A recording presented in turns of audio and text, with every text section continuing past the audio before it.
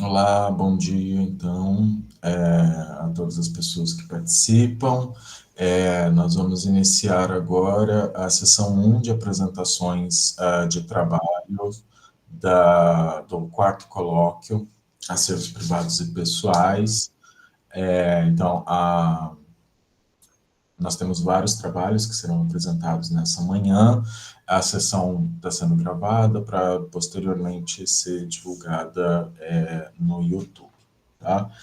Então, nós temos as apresentações da Juliane Monteiro, Verônica da Rocha Vieira e Elisa de Fátima Alves Rocha, que vão iniciar as apresentações. Eu vou colocar aqui a projeção nesse momento para a gente dar Eu só, início. eu só queria deixar registrado aqui é, a quantidade de trabalhos que nós recebemos esse ano, né, para compor essa sessão de apresentações. É, não é algo, como é que eu posso dizer? Algo fácil fazer todo esse processo de análise, né? Foi convidado professores, né, externos ao nosso grupo de pesquisa para que eles pudessem analisar, pontuar os trabalhos. Então, é algo muito importante o que a gente está fazendo aqui hoje, né? Tivemos esse rigor acadêmico, científico, para elencar esses trabalhos. Então, o que a gente apresenta hoje, né? Quem tiver a oportunidade de participar, não apenas falando, mas, acima de tudo, assistindo, está tendo certeza de que está recebendo o melhor do que a gente tem, né? No âmbito do desenvolvimento de pesquisas sobre arquivos privados e pessoais. Então, isso me deixa muito contente, justamente porque demonstra o amadurecimento de trabalhos, né, e de pesquisas sobre arquivos privados e pessoais, né. O número, quando a gente viu, ficamos um pouco espantados, mas na nossa programação a gente só tinha separado o bloco da manhã e tarde, porque senão eu acho que com certeza estaríamos participando outras pessoas aqui. Então, é isso que eu gostaria que deixar registrado, meu agradecimento, né, em nome do laboratório, em conjunto com o Renato, o grupo EP de pesquisa, né, sobre tantas pesquisas interessantes que estão acontecendo no âmbito dos arquivos privados e pessoais. Então, acho que a gente pode começar agora. Elisa, Júlia e Verônica, quem é que vai apresentar? Bom dia a todo mundo. Meu nome é Verônica, sou mestranda aqui do Laboratório de História e Memória e Tá Psicologia, dando PSP. interferência nos áudios de vocês. Uma das duas Vocês tem que ficar estão com o áudio juntos? fechado. Viu? Melhorou? Não. Aí vocês estão na Não, mesma sala, né? Vocês estão na mesma sim, sala. estamos na Então, metade. uma das duas tem que ficar com o áudio fechado enquanto a outra fala. E, Vocês precisam revezar, isso. tá? Tá Deixar certinho? apenas. Isso, agora ficou Eu tô melhor. gritando.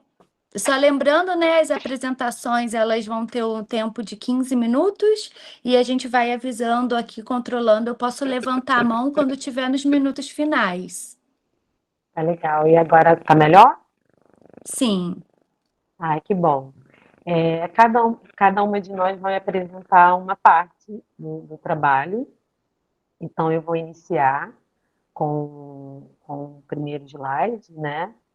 Então, voltando, sou Verônica, sou mestranda em psicologia, trabalho em arquivo, né? Em história da psicologia, e vou iniciar aqui, junto com as minhas companheiras, o trabalho. Então, o nosso título é Mulheres do Acervo Clio Psique, Arquivos Pessoais como Fonte para a História da Psicologia. Próximo, por favor.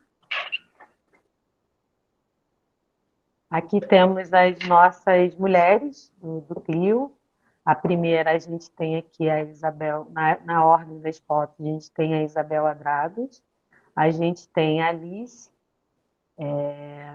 Edmira, e a gente tem uma grande professora que nos deixou o ano passado, Eliana Conde. Então, a gente vai iniciar falando um pouco dessas mulheres e, posteriormente, meus amigos vão continuar a apresentação. Próximo, por favor. Então, quem foi Alice? Né? Madalene Galante de Mira. Então, o que a gente consegue resumir, porque resumir vidas é muito difícil, né? Fazer uma biografia.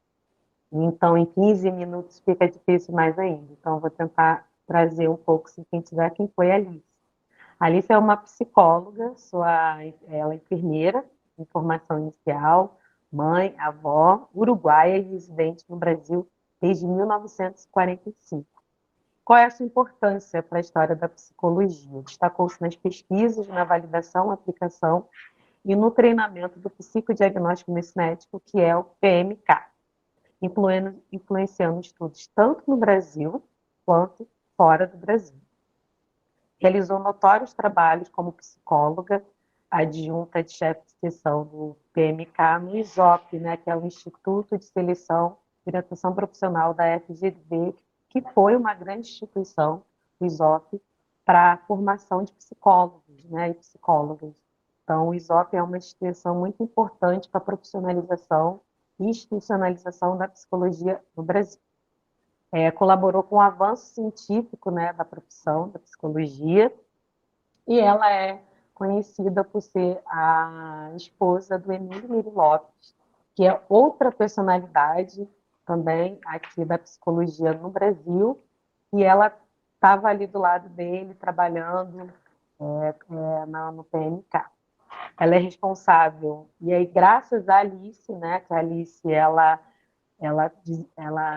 faleceu em 2010, então ela viveu um pouco mais que o Emílio, e graças a Alice a gente consegue ter o acervo que a gente tem aqui no laboratório, que é o maior acervo que a gente tem de arquivo pessoal. Então, a gente tem tanto os arquivos da Alice quanto do Mira. Então, é o nosso maior acervo, e ela é a grande responsável por cuidar desses acervos até que ele seja doado aqui para o laboratório. Mais para frente, meus colegas vão falar um pouco mais. E aí, quem foi? Eliana Conde, próximo.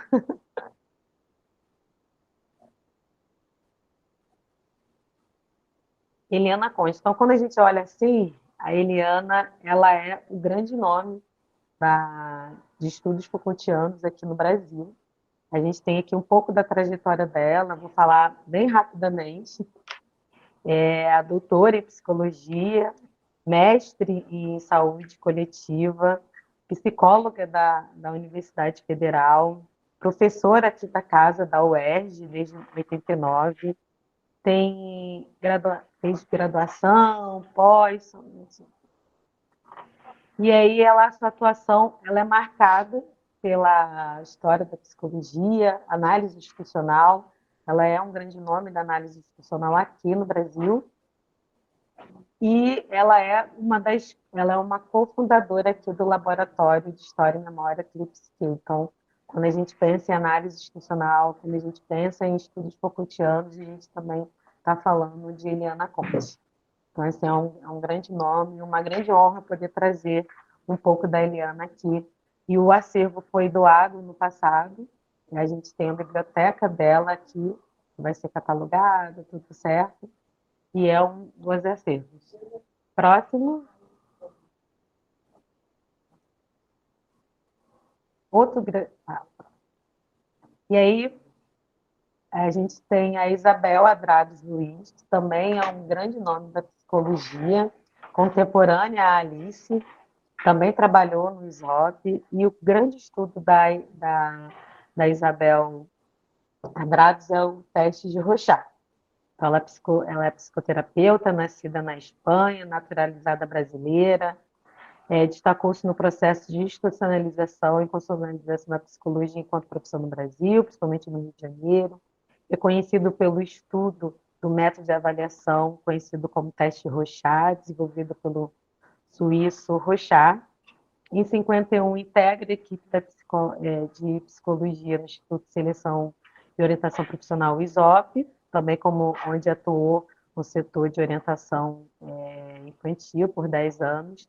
Trabalhou como psicodiagnóstico utilizando principalmente o teste Rorschach, tendo publicado 6 livros sobre a temática, sendo mais conhecidos dele a teoria e prática do teste Rorschach. Realizou pesquisas e trabalhos com técnicas projetivas. É uma psicóloga infantil, foi, né? publicou trabalhos na área clínica, foi membro da Sociedade de Licenciados em Filosofia de Madrid e membro correspondente da Academia Paulista de Psicologia. Então, sintetizei aqui quais são as mulheres que a gente tem aqui no laboratório, apresentando um pouco da biografia delas. E aí eu passo a palavra para Elisa. Muito obrigada. Bom dia a todos, né? A minha fala para mostrar a vocês mais ou menos como funciona o funcionamento do laboratório, né? É um centro de pesquisa, de ensino e extensão na área de história da psicologia, tendo como coordenadores no passado, né? É o próximo. Isso, obrigada. Temos como coordenadores Ana Maria Chacó e Felipe de Carneiro, que acompanham o processo de custódia dos arquivos pessoais. Né? Temos um breve histórico do processo de institucionalização do laboratório, né? Foi criado desde 1998, mas o acervo foi institucionalizado a partir de 2016. Né? E, desde então, é um centro de referência, né, para a preservação e organização desses arquivos, né, dos arquivos pessoais. Temos como frente de trabalho a custódia, a conservação e a descrição desses arquivos históricos. Né? E o processo de custódia, a gente faz aquisição com contrato de doação. É um contrato simples, os contratos, as cláusulas contratuais, elas são bem definidas, né? E quando da aquisição, os arquivos eles ficam disponíveis integralmente, né? Logo que a gente faz o processo de avaliação, para a gente verificar se tem alguns documentos que apresentam grau de sigilo, né? Por conta de laudos, por conta de teses que envolve todo o processo psicológico, né? do indivíduo. Então, tem um certo grau de sigilo alguma documentação, né? E, a partir disso, o laboratório ele tem um comprometimento e ele tem a responsabilidade de resguardar essa documentação. Esse arquivo pessoal, ele é confeccionado, ele é produzido em diversos formatos. Nós temos o formato textuais, o processo de vários formatos audiovisuais, que apresentam também em formato analógico, e nós temos a responsabilidade de disponibilizar certo e, ao mesmo tempo, preservar esse arquivo, né? Preservar o arquivo nesse formato, porque o processo de digitalização é só uma forma de acesso imediato. Mas nós também temos a obrigação, uma responsabilidade de resguardar todos os outros formatos que são adquiridos. E esse é o nosso grande problema, porque nós temos que disponibilizar recursos financeiros e recursos humanos, porque nós temos um legado, né? Então, nós somos responsáveis por resguardar e por salvaguardar toda essa informação. Né? Esse processo de preservação é um processo que precisamos de fomento, né?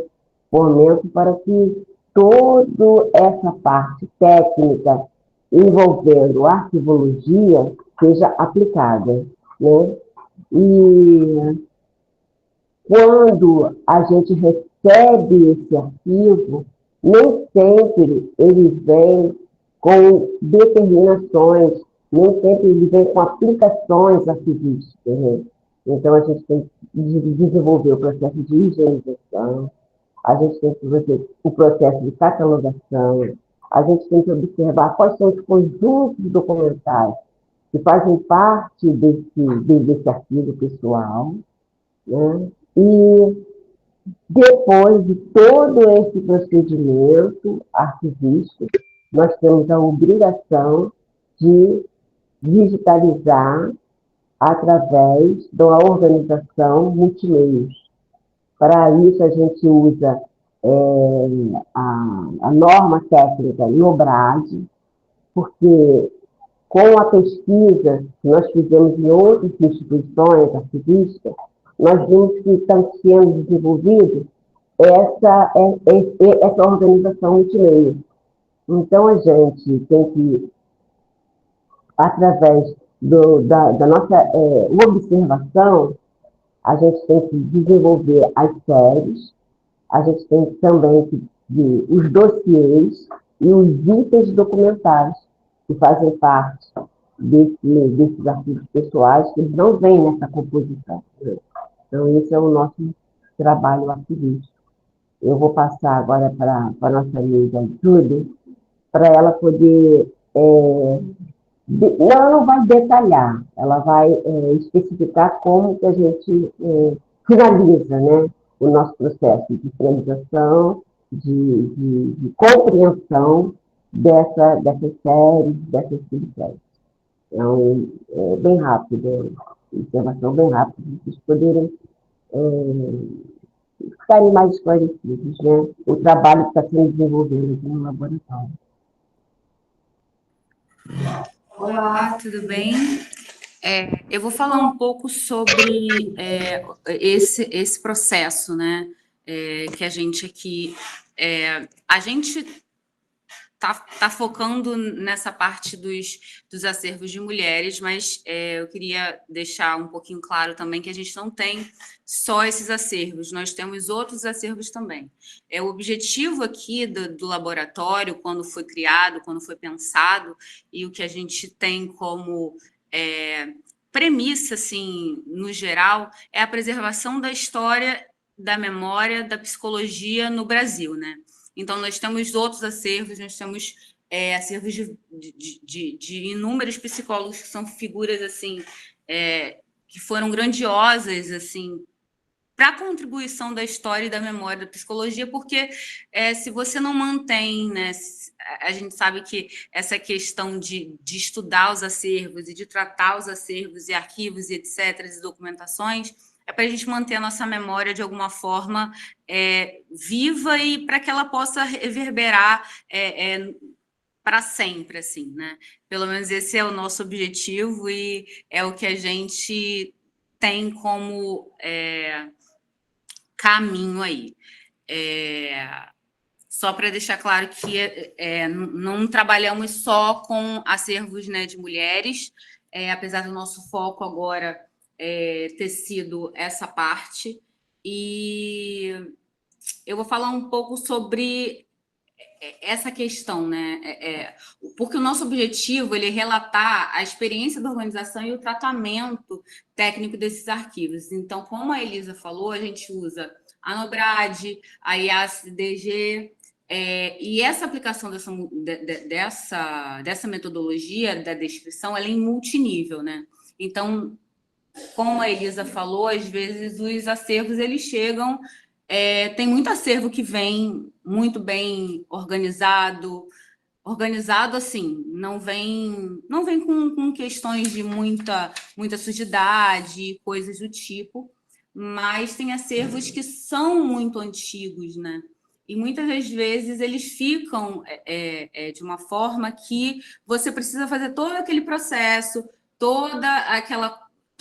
aquele passinho de formiguinha que a gente vai aprendendo, né, na arquivologia desde cedo. E os desafios, né? A gente tem muitas questões do desafio, assim, o que a gente discute muito aqui é desses registros de proveniência, sabe? A dificuldade... 3 minutos, tá, Júlia? A dificuldade documental, e a necessidade da adequação física e ambiental para garantir a conservação desses suportes. E aí, como medida complementar, né, a gente está realizando a digitalização desses acervos com o objetivo principal de proteger os originais e ampliar o acesso, né? Então, a gente estamos em implementação do Atom, né, que é o Access to Memory, que é esse software que várias instituições usam, e que ele vai permitir em breve que essa consulta possa ser online, né, desses arquivos. E uma das coisas também que a gente entrou também em debate foi a questão do que a gente pode disponibilizar digitalmente, do que a gente não pode, porque tem a questão dos direitos autorais, essa questão toda, então já é um outro desafio também. E esse recurso ele não favorece apenas a pesquisa acadêmica, né, mas ele contribui para dar visibilidade à participação, no caso, né, dessas mulheres na história da psicologia. Porque enfrenta processos de apagamento das suas trajetórias, muitas das vezes, né? Você encontra na documentação, muitas das vezes, muitas similaridades de coisas que foram escritas entre um e outro, e você percebe que, na verdade, quem foi que escreveu, né? Como que você pode falar isso? Como você pode dizer que, na verdade, não foi uma pessoa que escreveu e, na verdade, não foi ela, né? Então, essa experiência confirma a relevância da integração entre a arquivologia e a história da psicologia, mostrando como o tratamento arquivístico qualifica a pesquisa histórica e democratiza o acesso à memória científica e institucional. Então, o ClioPsique cumpre, nesse sentido, um papel formador e socialmente relevante, promovendo a valorização do patrimônio documental e o fortalecimento da memória da psicologia brasileira. Então, assim eu fecho a nossa apresentação. Vocês vão ver que podem seguir a gente nas redes, estamos lá sempre. E aí é isso. Obrigada. Muito obrigado pela apresentação. A gente vai fazer, então, esse primeiro bloco de apresentações e depois a gente abre para debate, tá? Então, na sequência, agora nós temos Amanda Barbosa Vilela. Isso, tô aqui. Estão me ouvindo? Sim, estamos te ouvindo.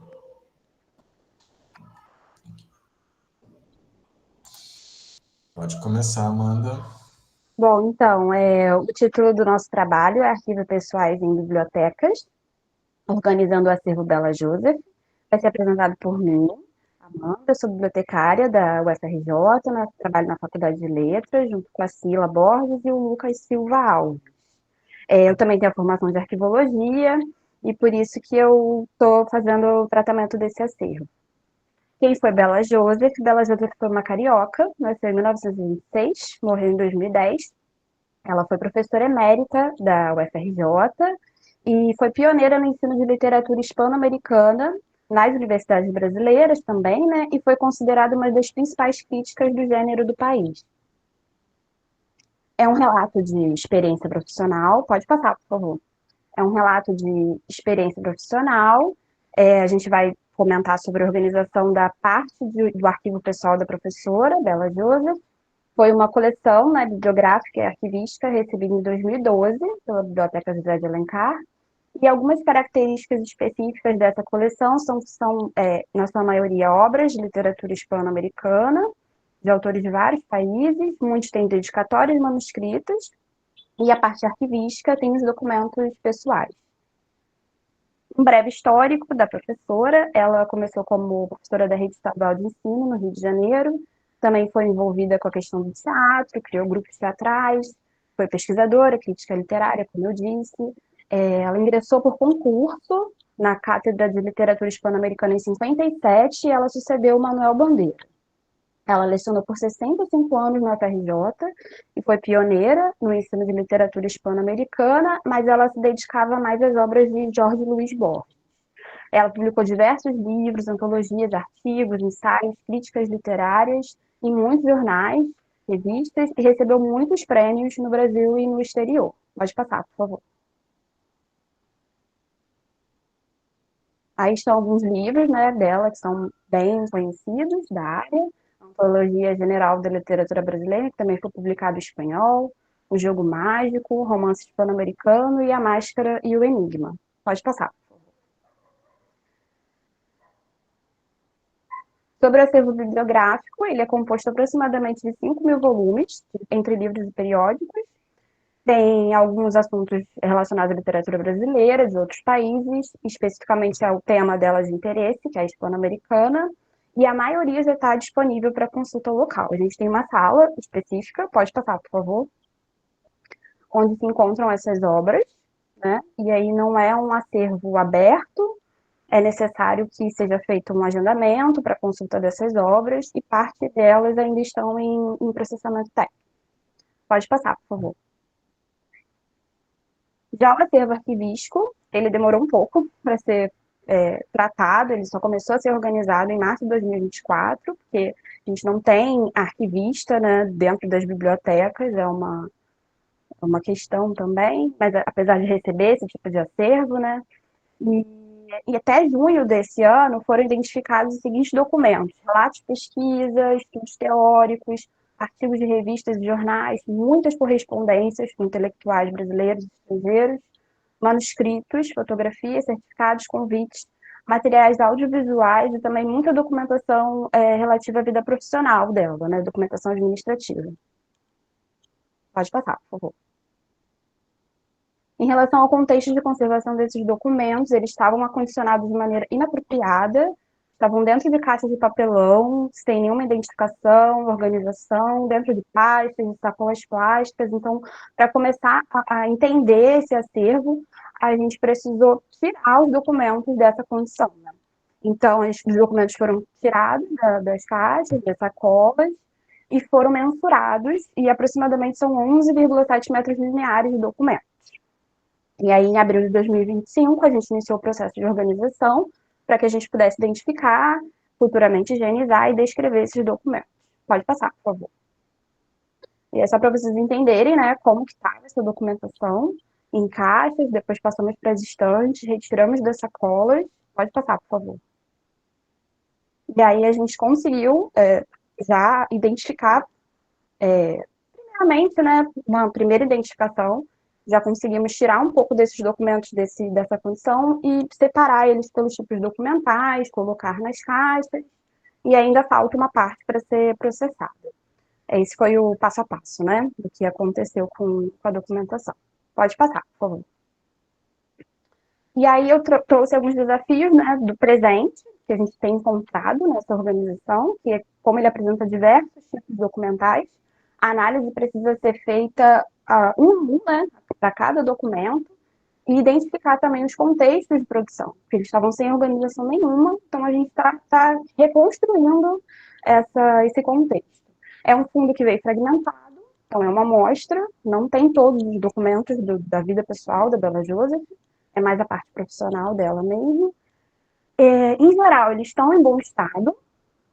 Muitos poucos documentos apresentaram mofos, traços e brocas, eles são bem antigos, mas estão em boas condições. E após uma prévia identificação, a gente está colocando em caixas box, que é o que a gente consegue, né, manter para ter uma organização. E do total dessa massa documental acumulada, 7,6 metros já foram acondicionados, separados pelo tipo documental, por atividade, para depois a gente poder classificar, organizar e fazer a higienização. A data limite desses documentos é década de 50 até início dos anos 2000, que é exatamente o tempo que ela teve, né, a vida ativa dela profissional. Pode passar, por favor. Aí eu trouxe algumas curiosidades do que a gente já encontrou. Foi um cartãozinho de loteria esportiva, assinado pela Bela, na década de 70, a gente achou bem curioso. E um certificado do tablado, assinado por Maria Clara Machado, de um curso que ela fez de iniciação teatral na década de 60. Pode passar. Os nossos desejos para o futuro, né, desse acervo, é que a gente consiga organizar, higienizar e melhor acondicionar esses documentos, porque a gente vê que tem muita coisa relevante, né, para pesquisa, para a área hispano-americana. A gente pretende também fazer a elaboração da classificação funcional desse arquivo, descrever e disponibilizar para pesquisa e elaborar um inventário do acervo. O modelo de arquivamento, de organização e classificação, a gente vai tentar se basear no arquivo histórico da Escola de Belas Artes da FRJ, porque eles têm muitos arquivos de professores lá, então eles têm uma estrutura, assim, mais digna, né, para os documentos, tem os arquivos deslizantes, tem um acondicionamento adequado, possuem classificação funcional, então a gente foi lá, fez uma visita, pediu uma orientação para tentar, no futuro, né, a gente conseguir fazer a mesma coisa com o arquivo da Bela Júlia. Pode passar, por favor. Aí eu trouxe algumas fotos de como é o arquivo da EBA, né? Tem os arquivos deslizantes, os documentos bem acondicionados, a identificação apropriada, mais personalizada. Então, o nosso desejo é que a gente consiga proporcionar isso para a universidade. E para as pessoas, né? Lógico, de modo geral. Pode passar, por favor. E aí são as possibilidades, né, que o acervo bibliográfico e o arquivístico trazem para a gente. É a compreensão das preferências literárias da autora, a reconstrução dessas redes sociais, porque são muitas correspondências com muitas pessoas, assim, de notório saber, muitos pesquisadores também da época, da área dela. E isso oferece, né, múltiplas camadas de leitura e interpretação que contribuem para entender essa trajetória intelectual e social da Bela Júlia. E os significados, eles são difíceis de recuperar, porque foi como eu disse, ele veio completamente desorganizado, então a gente está reconstruindo esse arquivo, e cabe ao arquivo e à biblioteca atribuir novos significados a eles. E para que a memória literária também seja uma alternativa, né, conectando a memória individual com a memória coletiva. Pode passar, por favor. E ao analisar a coleção, a parte bibliográfica, né, a gente encontrou também primeiras edições de autores brasileiros, edições autografadas, com dedicatórias, que vai enriquecer mais ainda essa conexão, né, da história com a cultura.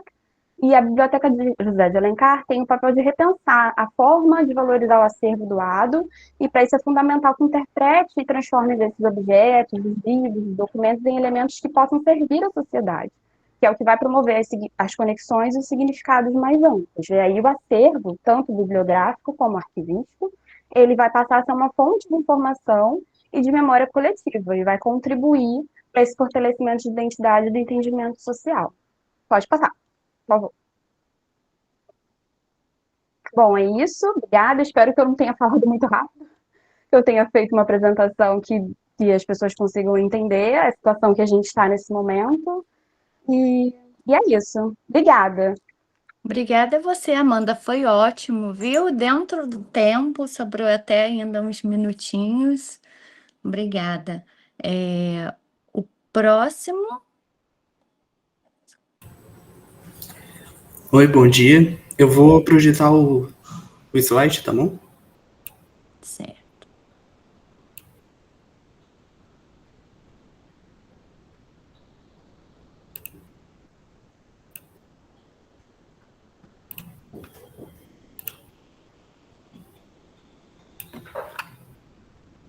Bom, bom dia a todos. Eu sou Miguel Ângelo, sou graduando em História pela UFSC. Sou bolsista desse projeto de extensão que eu vou apresentar aqui, representando a professora Aline Carmes Cunha, que ela está aqui presente. Se a professora quiser interromper para falar alguma coisa, por favor. E também estou aqui representando a Priscila Rosa Martins, que é uma pesquisadora deste arquivo, cujo título é Maura de Sena Pereira, Organização de um Arquivo Pessoal. Bom, Maura de Sena Pereira ela foi escritora, professora e jornalista catarinense. Ela nasceu em 1904, em Florianópolis, e desde jovem, com a morte do seu pai e do seu irmão, ela teve que assumir, na posição da sua família, a pessoa que garante a renda familiar. Então, ela teve que, desde jovem, trabalhar como professora, sendo que ela veio de berço de família presbiteriana, então ela teve acesso a leituras, a escrita. E na década de 20, mais ou menos 1923, ela inicia o seu trabalho como escritora, publicando alguns textos, principalmente no Jornal Elegante de Florianópolis, onde ela começou a ter esse destaque, tanto pela pela luta, né, dos direitos das mulheres, né, esse acesso, esse posicionamento no local onde como eu posso dizer, é um local muito ocupado por homens, né, na empresa. E a partir desse trabalho que ela tem como escritora e professora, ela ganha esse destaque. E logo em 1927, ela é indicada e assume como a primeira mulher uma cadeira na Academia Catarinense de Letras. A partir desse trabalho como escritora e jornalista, ela publica textos e poemas, e esses textos e poemas vão junto com o seu engajamento pela luta do direito das mulheres, principalmente pelo direito das mulheres relacionado ao divórcio, ou direito ao voto.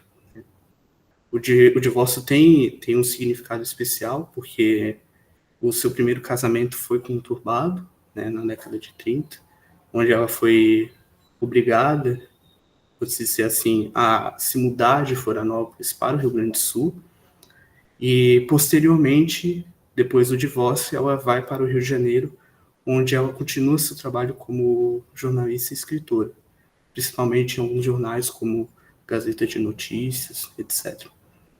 E durante a sua trajetória de vida, ela se consolida, né, como escritora, publicando vários livros, como Canteiro de Ternura, que foi seu primeiro, em 1931, Círculo Sexto, Nós e o Mundo, que é um dos livros que se torna uma das colunas onde ela publica textos, divulgando outros livros de autores, ou alguns assuntos relacionados à sua pesquisa, bem como outros livros, como A Tríade dos Dados, que já é na década de 70, etc. E, por fim, ela acaba falecendo em 1992, no Rio de Janeiro, e acabou se consolidando como uma das maiores escritoras catarinenses do século XX. Bom, seu histórico, né? Seu arquivo pessoal. Logo após a sua morte, o arquivo pessoal dela foi doado por um de seus descendentes e foi doado para a Academia Catarinense de Letras, onde ficou esse arquivo, mas só recebeu o primeiro tratamento lá em 2008, né, onde se começou a pensar os projetos relacionados ao seu arquivo. E a partir desse período foi quando o seu arquivo foi movido para onde está atualmente, que é o Núcleo de Literatura e Memória. Então, essa primeira fase de tratamento, entre 2008 a 2015, foram feitos trabalhos de organização desse arquivo com a ênfase na literária e biblioteconômica. Já o projeto atual, né, que começou em 2024, que é este roteiro que estou apresentando, ele tem o foco arquivístico, que no caso o seu objetivo é organizar esse arquivo pessoal, de uma forma teórica e prática, que qualifique mais o seu acesso à documentação e à informação que se tem nesse arquivo.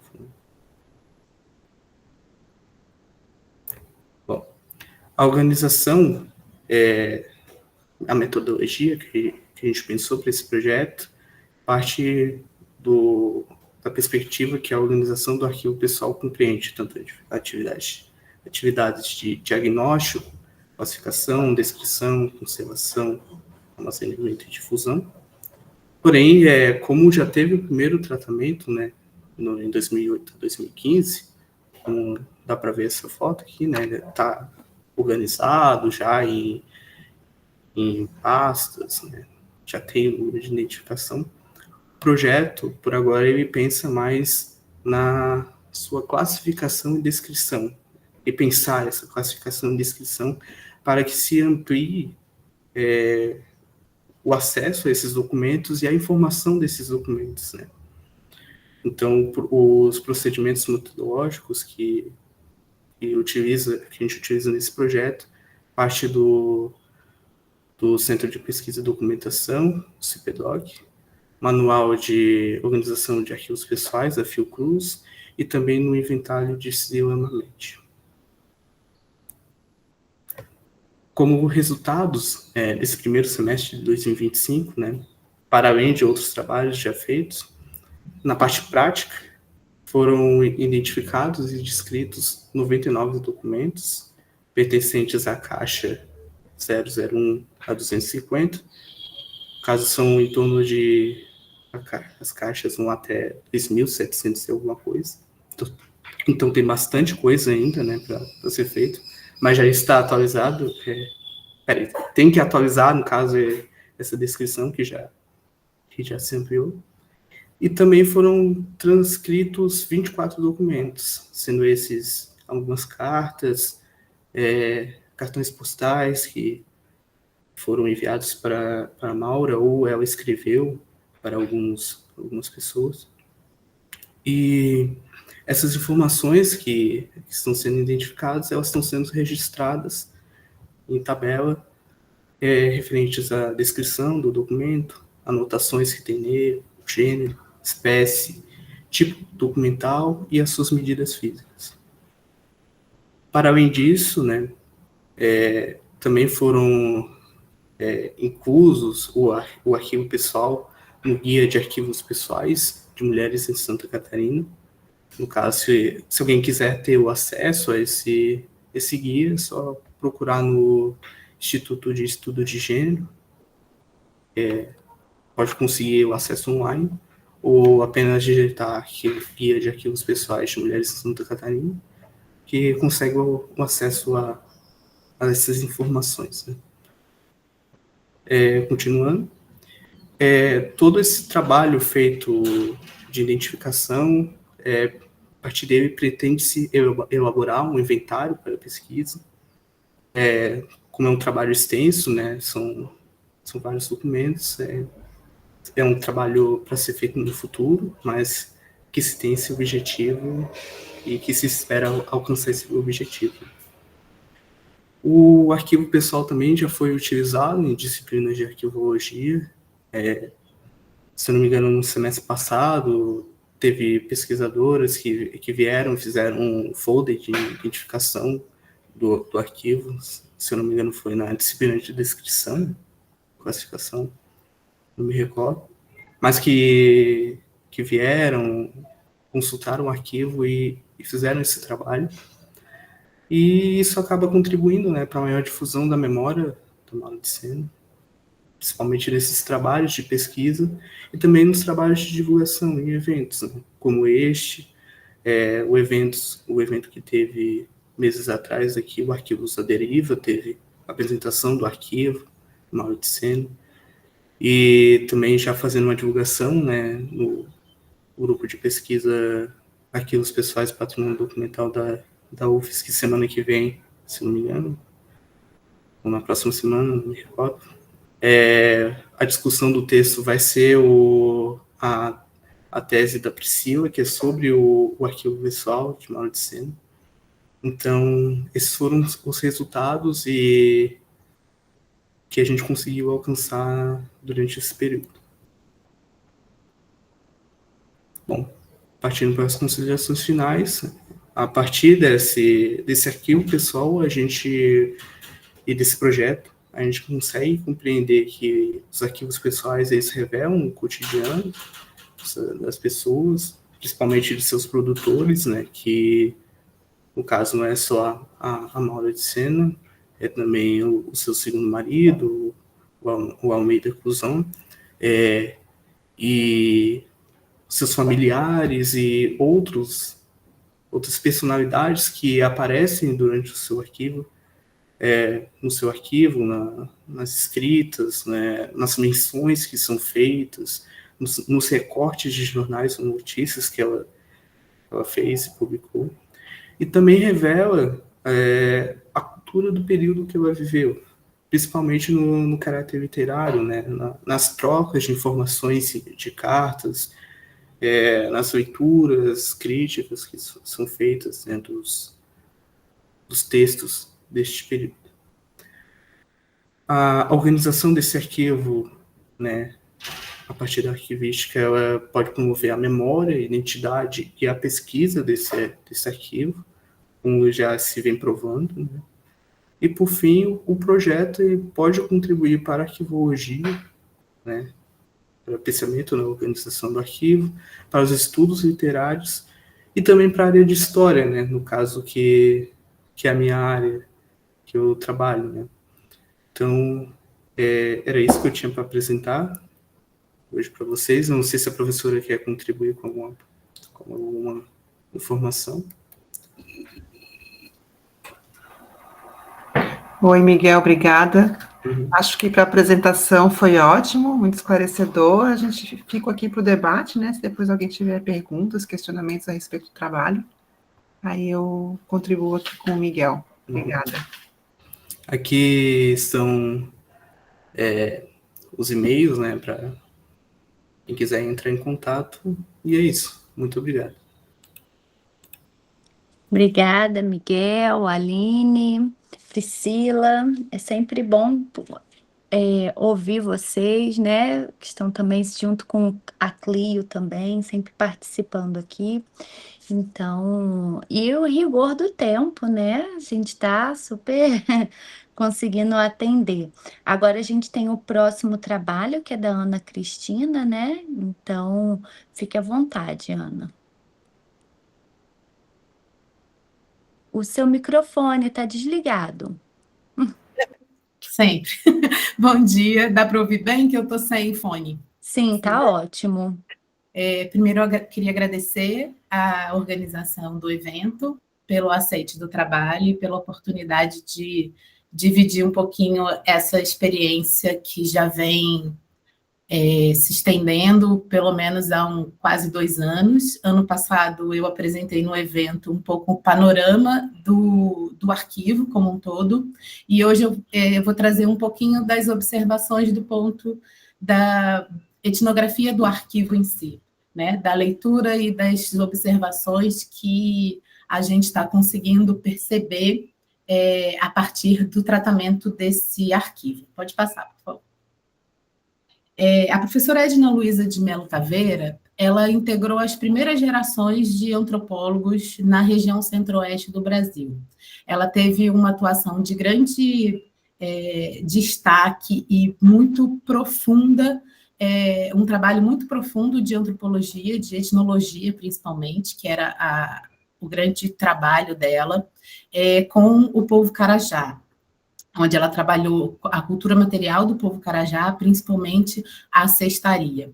E, a partir dela, foi estabelecida uma rede de instituições e de pessoas. Ela produzia aqui, recebia as pessoas, outras instituições, outros antropólogos, era um momento de efervescência de antropólogas atuando, Berta Ribeiro, Luísa Finelon Costa e outras que ela também se relacionou, e ela integrou num momento muito onde o centro do Brasil não era o que é hoje, as possibilidades de trânsito eram diferentes e eram muito mais dificultadoras, e ela rompe essas barreiras e não só sai de Goiás, mas ela também traz muita pesquisa para Goiás e traz formação de uma série de pessoas.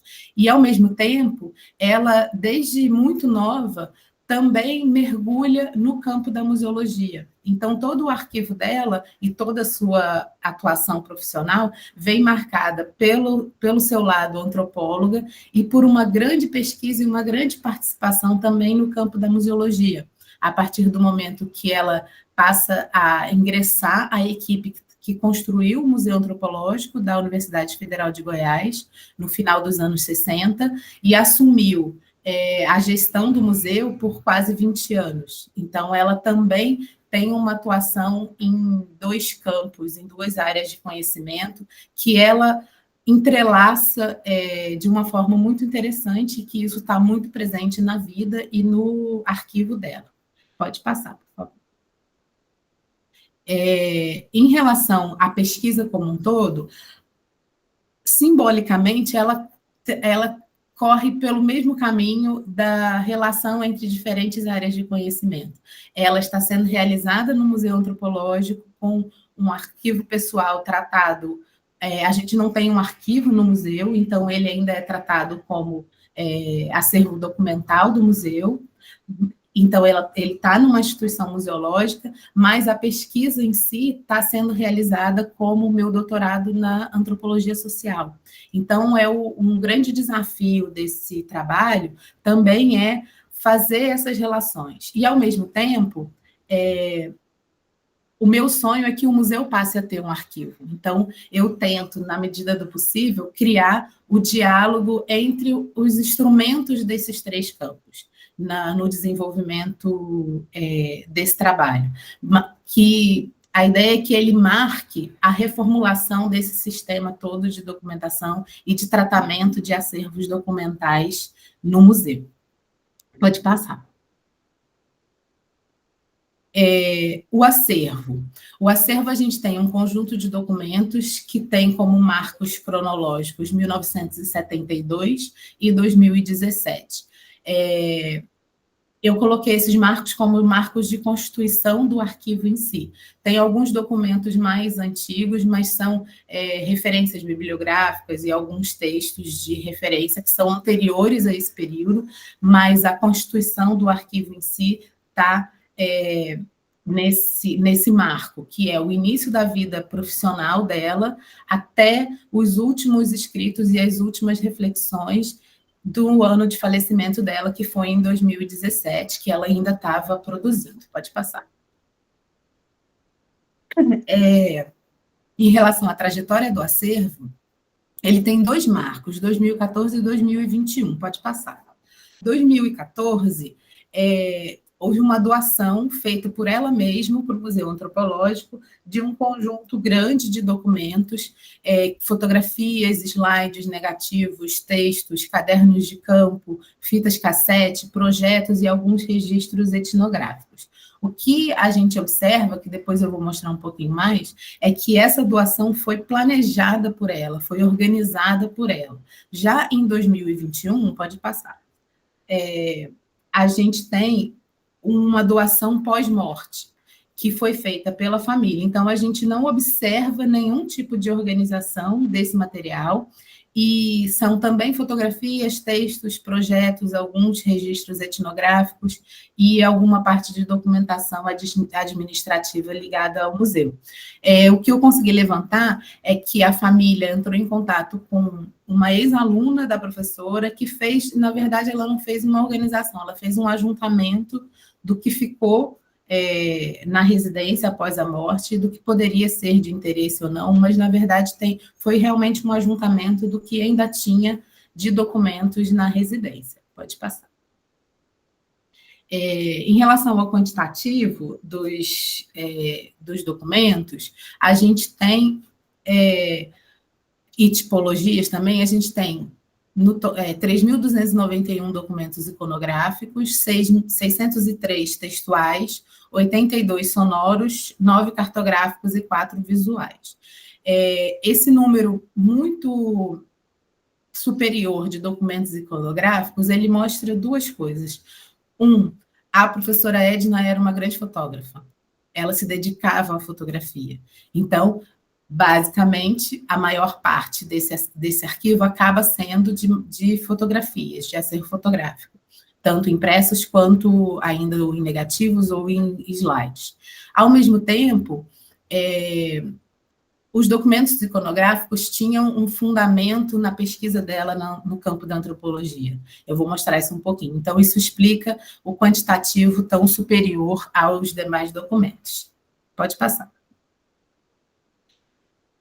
Aí a gente consegue fazer uma primeira divisão temática e de conteúdo desse acervo. Eu fiz esse mapeamento para fazer essa leitura do acervo em si, né?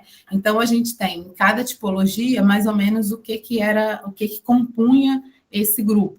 E aí isso acaba dando a cara desse arquivo também, né? Então, o que tinha em cada um dos itens? E isso dá uma diversidade imensa de documentos, então, de todos os tipos e de várias naturezas, e como isso vai se desdobrando ao longo da trajetória profissional dela, marcando ali, principalmente, um grande grupo de documentos ligados à pesquisa e um grande grupo de documentos ligados à gestão administrativa do museu.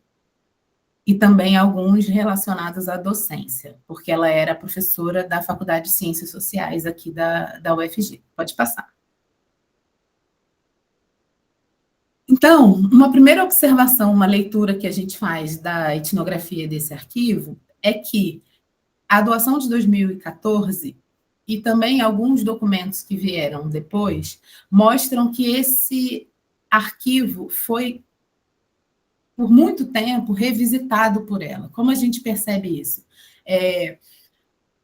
Ela tinha uma atuação grande no campo da documentação museológica, então ela era uma documentalista, e isso está muito expresso no arquivo dela, pelas identificações, pelas formas que ela colocava as coisas. Então, a gente vê trânsito de documentos. Então, eu tenho grupos de fotografias que faltam algumas imagens que foram deslocadas. No momento, elas compunham um grupo, depois uma fotografia foi deslocada para um projeto tipográfico, por exemplo, ou para uma publicação. Então, esse arquivo foi não só para a organização da doação, mas também para seu uso corriqueiro, assim, vivo desse arquivo.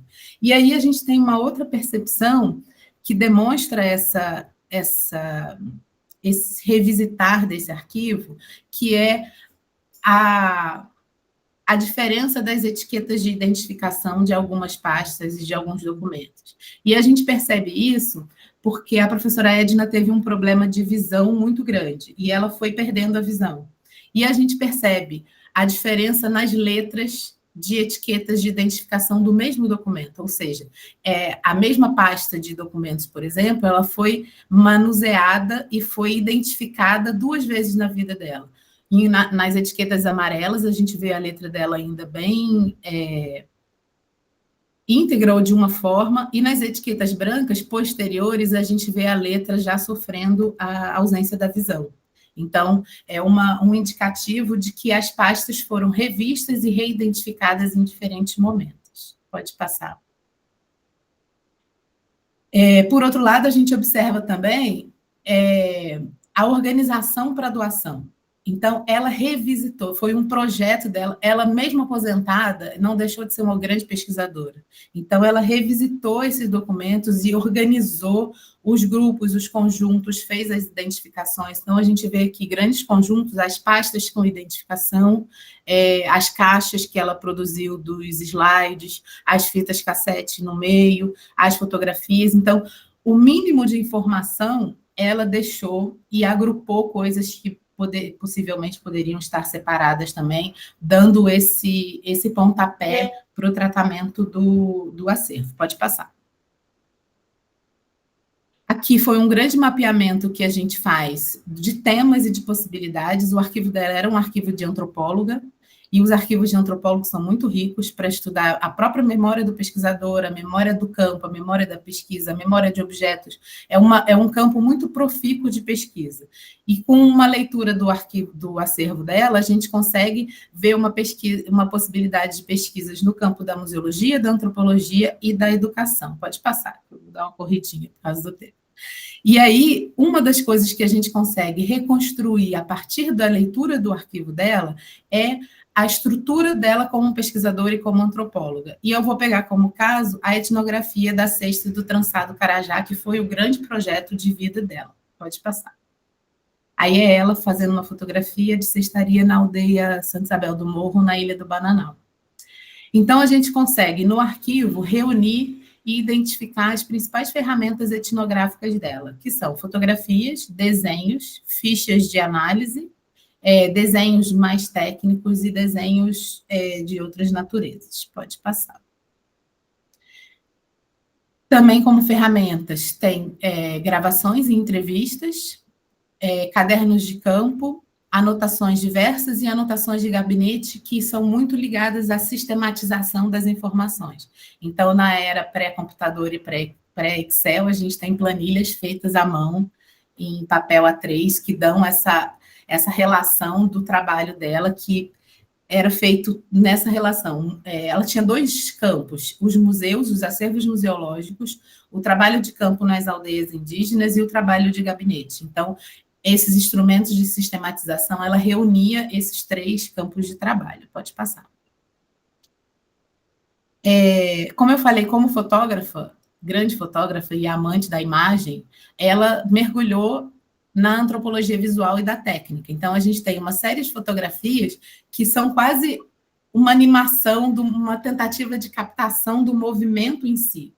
Então, tem essa série de fotografias que recuperam muito isso e dão mostra de como era o método de trabalho dela, utilizando a fotografia, a antropologia visual e da técnica, como registro da técnica. Pode passar. Aí mais uma série de fotografias, a gente conseguiu perceber que a temática também era programada das fotografias. Então, tem fotografias de ambiente, de objetos sozinhos, de objeto no contexto e de pessoas quando pediam para ser fotografadas. Isso já é uma perspectiva muito além do tempo que ela atuava. Pode passar.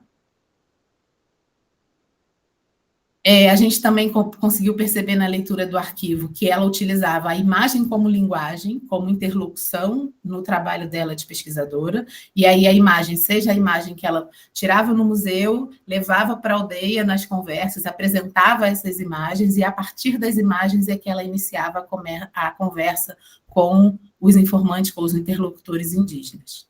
E produzia desenhos e depois produzia as fichas e análises. Pode passar.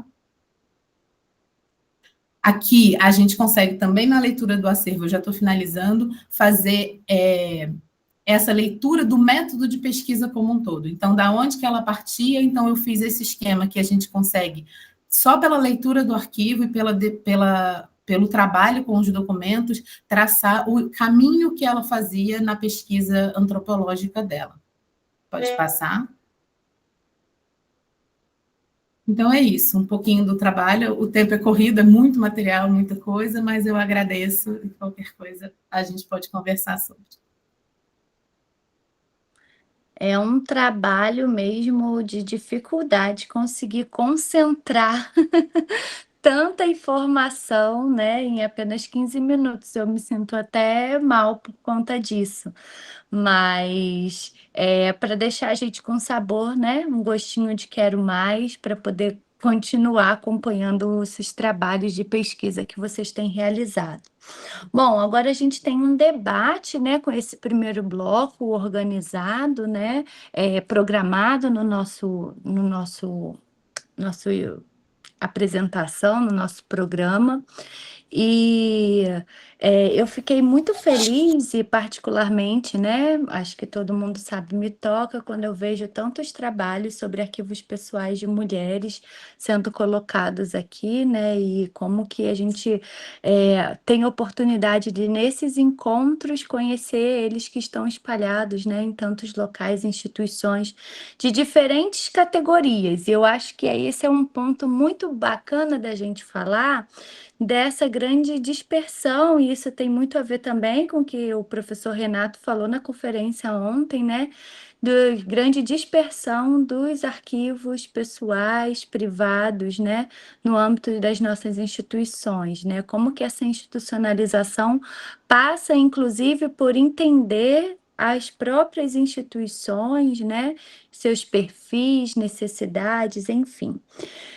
O que me chamou muita atenção em todas as apresentações, eu já deixo o Renato falar um pouco, é justamente a possibilidade de que a institucionalização envolve, né, algo muito importante, que é o tratamento do qual esses arquivos, né, recebem, seja em relação, né, a já possuir uma equipe estruturada, seja inclusive um próprio desafio técnico, como foi demonstrado na UFRJ, que tem uma biblioteca, tem uma profissional que se capacitou em arquivologia, mas não temos profissionais arquivistas trabalhando sobre isso, né?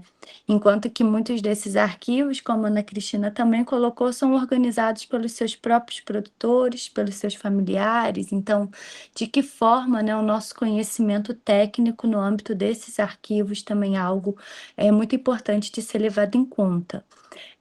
Eu vou deixar o Renato falar, então, enquanto isso, se alguém tiver alguma dúvida, alguma questão, pode ir perguntando, e aí a gente já volta com as questões, tá certo?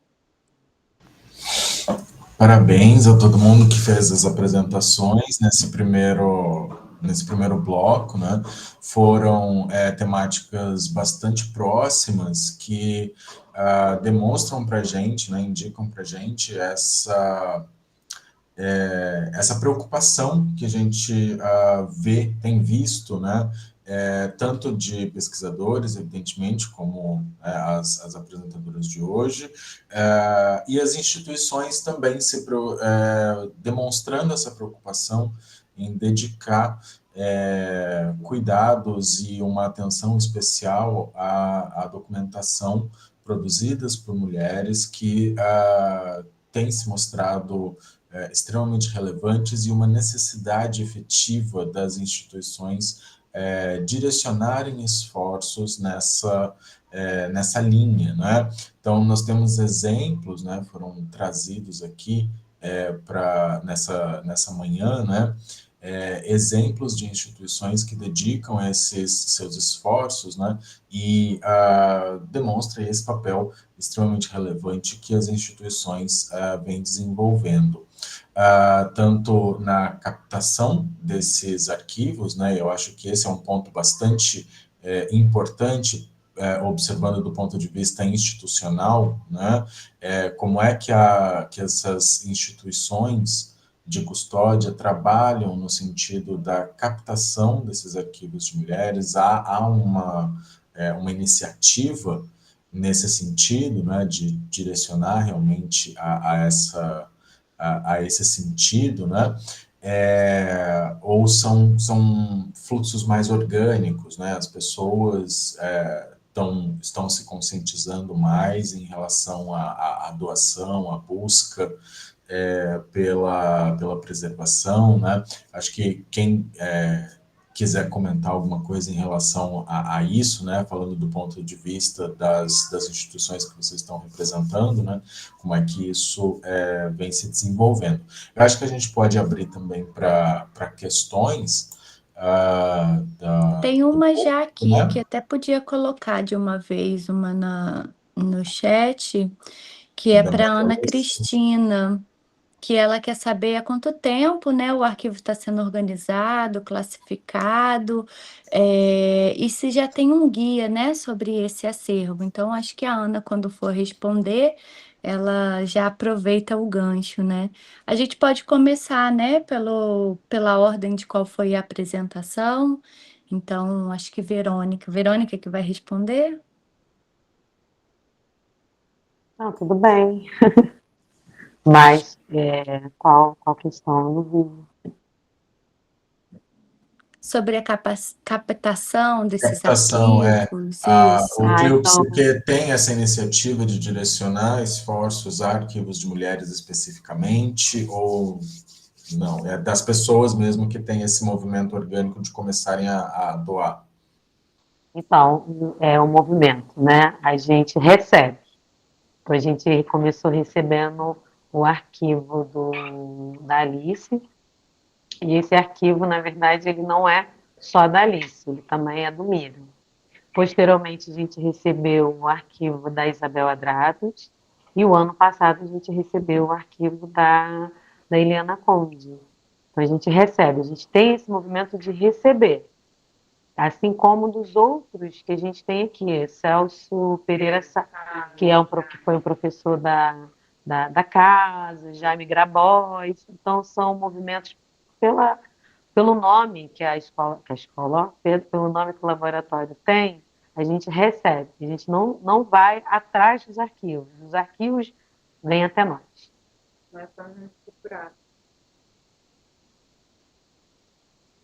Ficou desligado o microfone. Quando acontece de algum,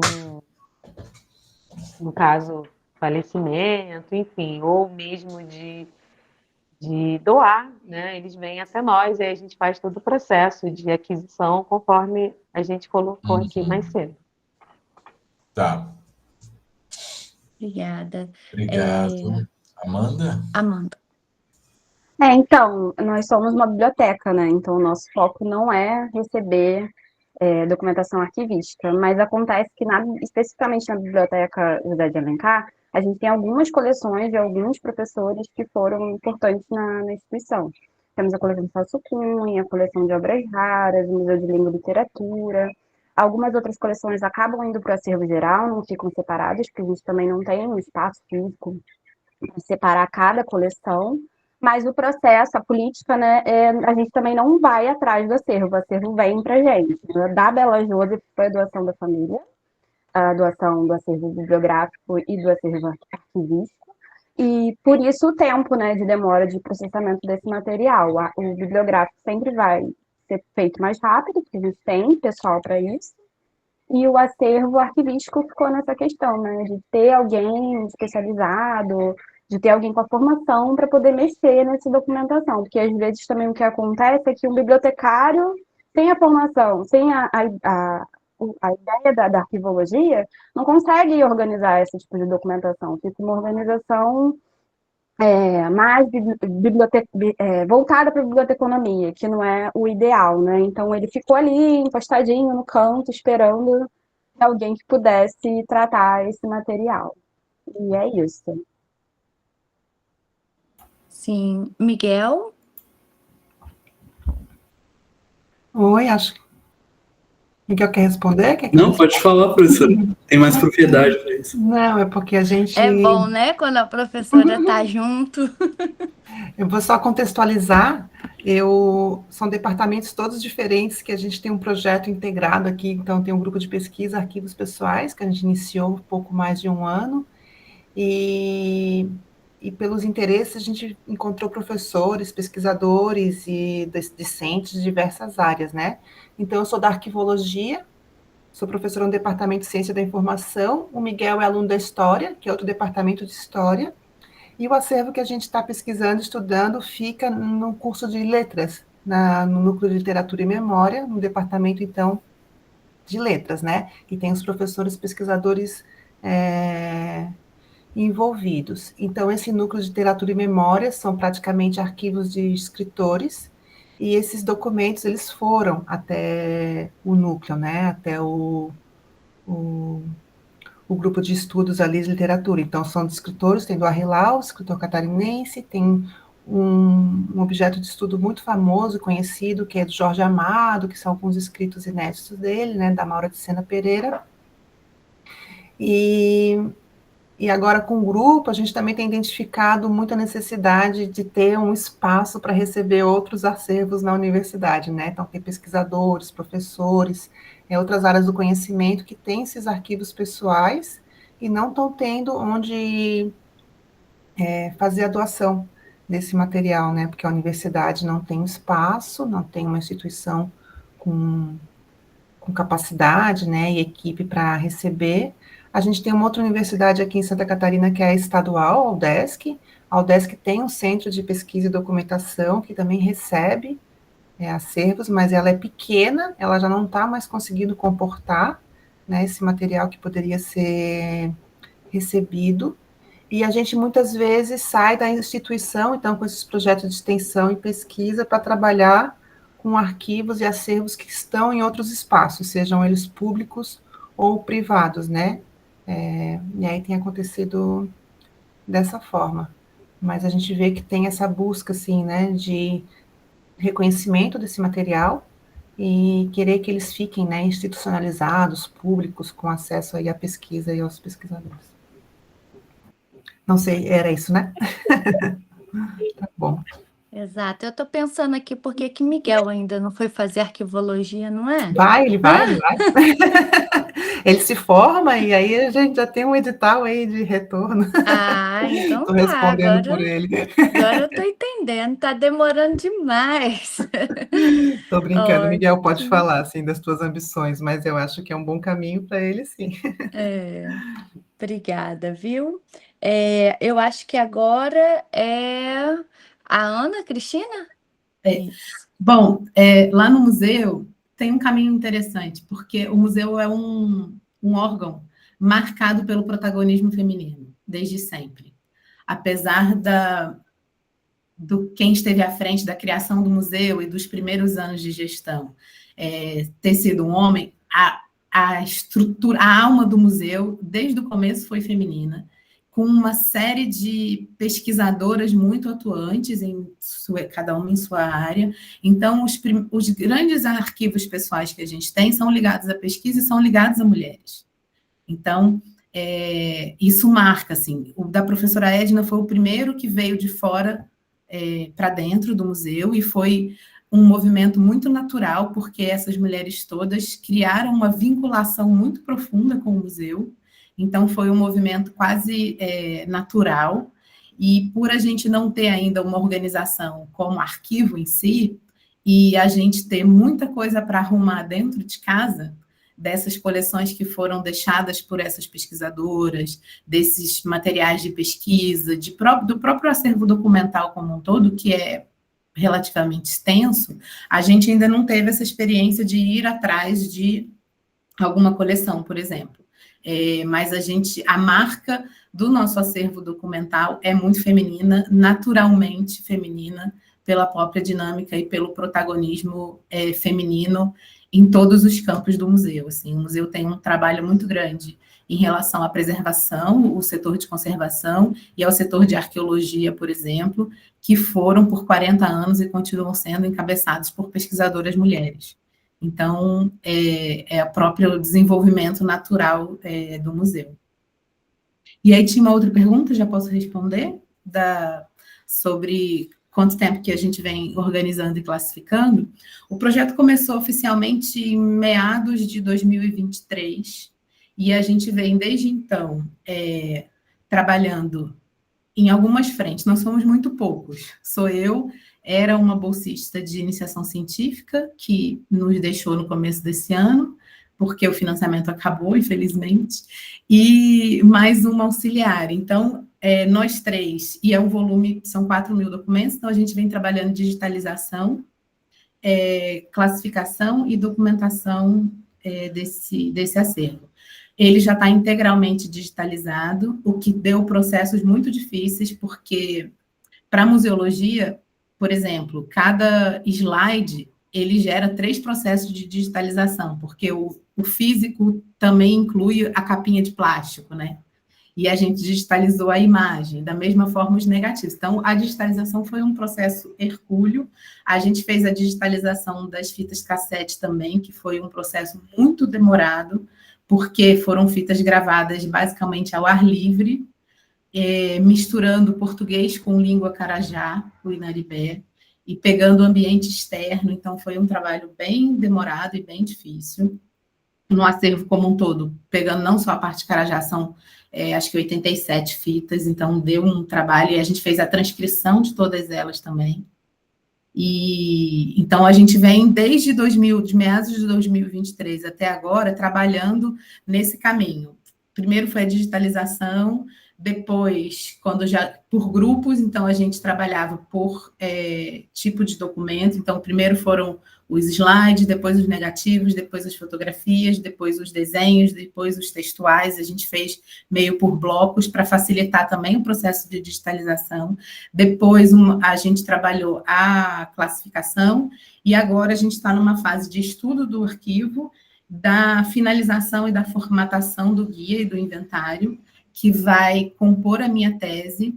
E isso tudo a gente fez tendo como base o Museu Antropológico usa o Tainacan como base de dados e como repositório, e a gente tem uma vertente dele, uma coleção que a gente chamou um pouco para pressionar a gestão a criar o arquivo do museu. Eu já chamei essa coleção de acervo arquivístico, e ela tem uma série de metadados, ela é um pouco extensa até, e a gente fez toda essa parte de catalogação para disponibilizar a coleção integralmente no Painacan. Eu acredito que no ano que vem isso já esteja finalizado. Tá ótimo, Ana, obrigada. Eu acho que a gente não tem mais nenhuma dúvida, nenhuma questão. Novamente agradeço a todos os apresentadores, né? Todas as apresentações desse primeiro bloco. E a gente tem um intervalinho agora, né? Para esticar um pouco a perna, para respirar um ar. E voltamos. Acabou que o intervalo ficou até um pouco grande, né? Mas nós retornamos de toda forma às 11 horas, né? Que aí dá tempo de tomar um café, a gente começou muito cedo, né? Então, retornamos às 11. Quem quiser pode permanecer na sala, eu vou só fechar a câmera, né? Mas a gente continua às 11 horas com mais algumas apresentações, então a gente se encontra daqui a pouco, tá certo? Tá ótimo, eu vou parar a gravação, tá, Patrícia? Depois começa de Isso. novo. Perfeito.